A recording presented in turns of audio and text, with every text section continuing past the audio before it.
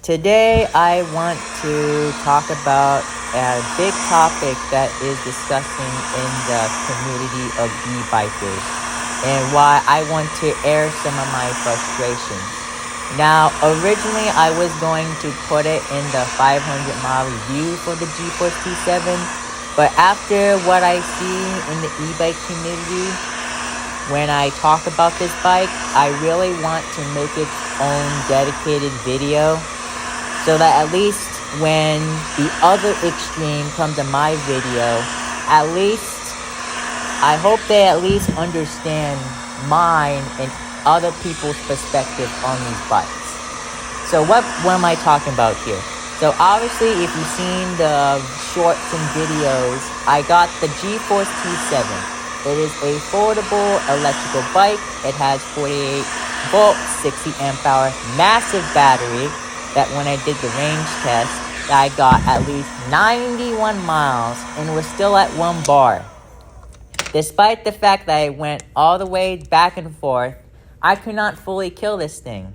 And judging by other reviewers who did similar bikes with the same capacity, I can well get at least 100 miles on a single charge on throttle only.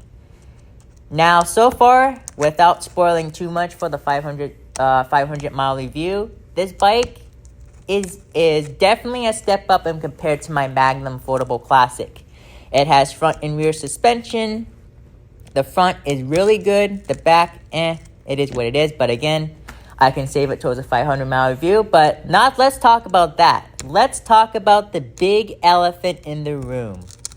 Is the fact that despite the fact that these motors are 750 watts, and technically it's still legal, these are still technically, at least in my eyes and in many other people's eyes within the e-bike community, they're still illegal. Why is that? I'm going to explain to you right now. So when I got this bike, and again, shout out to the reviewer, Trail Happy, he was reviewing the bike and he noticed an issue. Despite the fact that this bike can go 28 miles an hour on throttle, he can only pedal at 20, which is and he said, that is freaking weird. So, and again, I looked up in forums and I'm like, okay, yeah, you can totally change it within the settings. You can change it to a class 3. And I was like, okay, that's not a problem. Well, I got this bike, I did the range test, and I'm like, okay, let's actually make this bike legal. So I went to the settings, I changed the pedal assist settings, I changed the speed settings. It didn't do anything. And I'm like, wait, this isn't doing anything. And yeah, sure enough, I changed the settings in the video, like they said, and it wasn't doing anything. I'd be like, why the hell is it still capped at 20? So after I did some more research and I talked to support, I later found out that the way it's set up from the factory, it is designed that way. You cannot change these settings within the display. It's something set up in the controller level. So, and here's the quote that support sent me. So, here's what they said, loosely verbatim. The way that it's set up from the factory, the Chinese factory, they said it, the reason why they set up like that is because, quote unquote, it will cause the bike to be not stable when you pedal, which is fucking absolutely nonsense. Because, at least to my knowledge, the Anioki and the Iahora, they can pedal up to 28 miles an hour, and yet they are way more heavier bikes than the G-Forces. So how comes on a 79 pound bike will cause stability, but a bike that's 117 pounds doesn't? I think their explanation is bullshit. I think it is. I guess they don't want to, again, the people in China, they don't know, they pay people, so they're not going to know what they're talking about. They'll probably look up the spec sheets or whatever, you're not talking to like the main engineers when you talk to these support agents, but it's like, come on. So that has been my frustration with this, and technically, due to the fact that you cannot change these settings, this, and all quotes, make this bike not an e-bike. Which is basically the whole point which I got this thing in the first place, is because the main reason why I avoided bikes like Sur-Ron, Delfast, and all these other bikes is because, to me, they're not e-bikes. Again, the other extreme, the people with Sur-Rons and Delfast, they can say to you all they want that, oh, these bikes are legal. I can go 50 miles an hour. No one's going to give a care in the world. Police are not going to stop you. And I might say, it's like, well, maybe that's in your city and jurisdiction. But for me, I don't want to go 50 miles an hour on this thing. I just want to be a normal e-bike. And again, it is not fair to the normal riders like myself who don't want a stealth bomber, who don't want mopeds, who just want e-bikes in general. No ifs, no buts. They just want e-bikes. And they can't do it. And it's been like that for many years now. So what's my main point of discussion with this? Well, I talked to various group forums, right?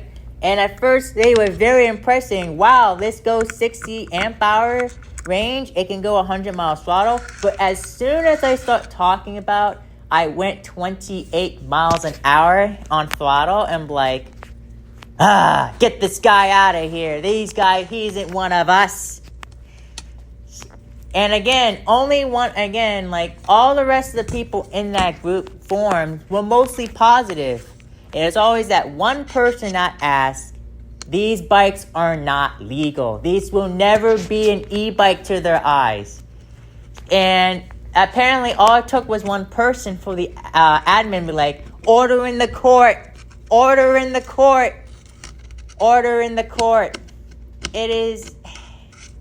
And that's why I get frustrated at the notion that, and there's this notion that if you want the big range, you have to get a Delfast, you have to get a stealth bomber or moped in order to get that range. And I'm just sick and tired of it. I'm just so sick and tired of this notion. Why can't I just have an e-bike that just has long range? That you don't have to get a moped or a stealth bomber or a Sur-Ron or bikes that can go, like that have 5,000 watt motors in them. They can go 50 miles an hour on them. Why should I sacrifice so that I can get long range and wandering into legality issues?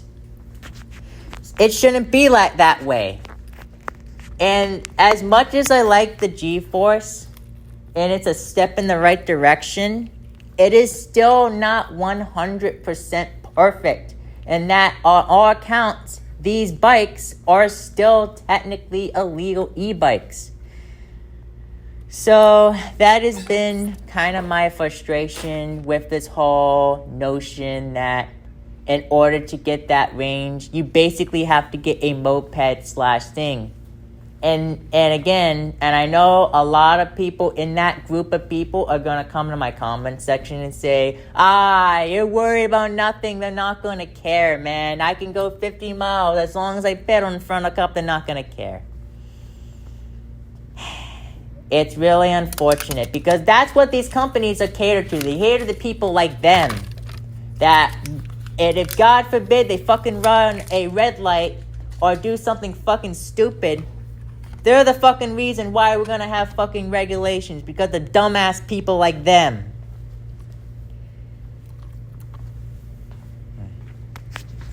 So in conclusion, that is my discussion for this little rant video.